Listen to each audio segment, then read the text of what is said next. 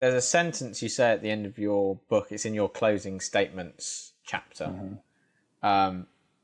where you say the defense lawyer's job is to make the human case as much or as more than the legal case in court. And I don't quite know what the question is, which is something I often find myself saying on these podcasts. But I found that to be a really interesting line, and I kind of wanted to get your thoughts on that. Sure. Well, what I mean, and I think it's become even more important, these days where the volume of cases in court is so high, particularly in America. I mean, the number of new laws of things that become a crime compared to what there were, 20 years ago. So much behavior now is not just an accident. If something goes wrong, it's made into a crime, and that's contributed to clogging the courts, putting a lot of pressure on the courts to process cases without them increasing the funding so much, so that it's not that many more judges, that many more prosecutors or public defenders. And so in order to be efficient, quote unquote, courts really try and jam cases through in as quickly or as quick a time as possible, with as little time spent on the defendant as they can get away with.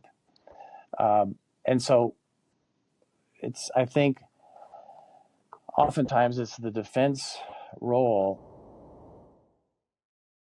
to sort of slow things down, get the judge to see the defendant as a human being, and to understand more about that human being than whatever happened on that day or night when this charge arose.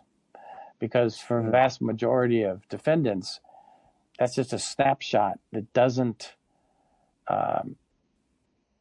indicate everything about their life or character, or the likelihood that they can be rehabilitated and will never come back. And so that's what I mean about trying to bring humanity. It's not just a question of guilt or innocence in many cases. The majority of people that come to me aren't professing their innocence, but they might admit what they did, but not necessarily what they're charged with. Sometimes the prosecution will charge something that doesn't fit, that's more serious. Maybe it's a negotiating leverage, and yes, I did this, but not that. Well, okay, so why did this happen?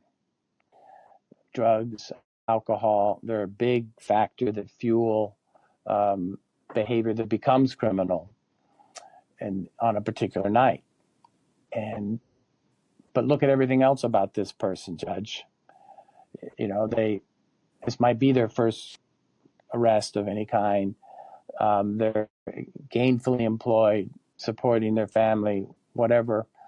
Or they had been until, let's say, the last couple years or something, when they sort of entered a downward spiral fueled by drugs.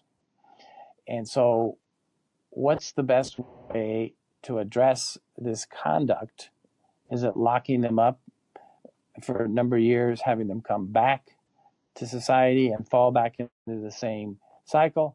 Or is it treating the root cause of why they're before you? So that's what a defense attorney has to do oftentimes.